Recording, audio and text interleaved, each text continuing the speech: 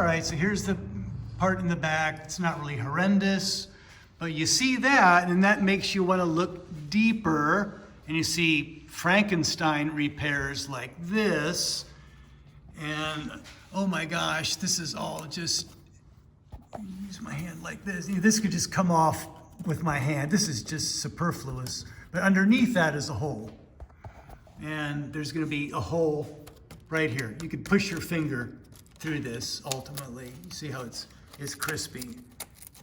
So this is what we want to avoid when we're buying a high-level collector car. There's a patch right here. These are like factory floorboards, but we look for rust at the periphery. That's where we're going to find rust. And we see some here near the jack point, the jack port. And then you see a little more here. And then up here, this area right here is where rust, mud will settle and rain and it'll make rust. This is just patched over with filler. And here's, this is a down tube on the frame. It's just had plastic filler or fiberglass slathered on in an attempt to, out of sight, out of mind, probably so many years ago. This is our front transverse member. We can see it's been reworked, or this pinch weld has been duplicated with plug welds. This may have been replaced at one time, and that's why you're seeing welds like that. So again, this part might have been replaced, but they've welded that onto the old rusty part under here, this part. And then, where was that? Oh, right here. We got gaping holes. So this is where if we ask a seller, does it have any rust? And they say no, we want pictures. We want them well lit and close-ups. That's what we want to see. So we can make a good, knowledgeable buying decision. This is called the toe board area. And it's an area that's susceptible for rust. You can see this has been worked previously. There's no screws in here any longer holding this. This is the rocker cover. It's pop riveted, should be screwed.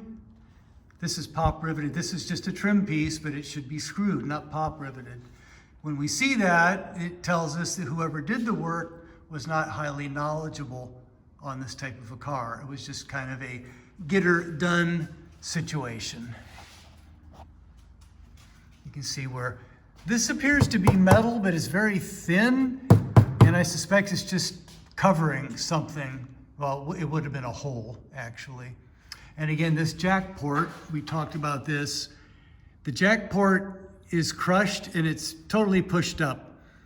And we've got a block of wood because we had to lift it somewhere, and we can't lift it here. This is thin.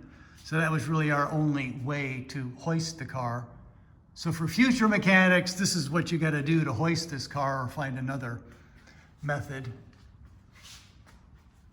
Again, this bumpy texture is actually what we want to see because that's consistent with factory undercoating, which would be under this black goo, and it's just on top of that.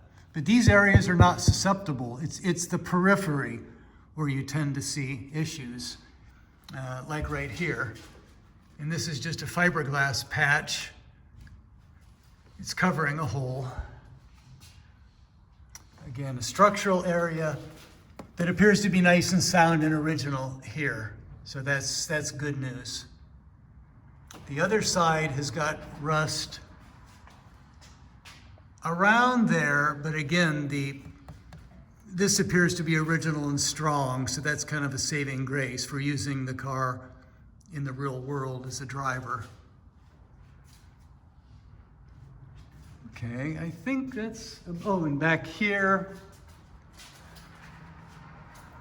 this is an area that on cars that are from the Rust Belt areas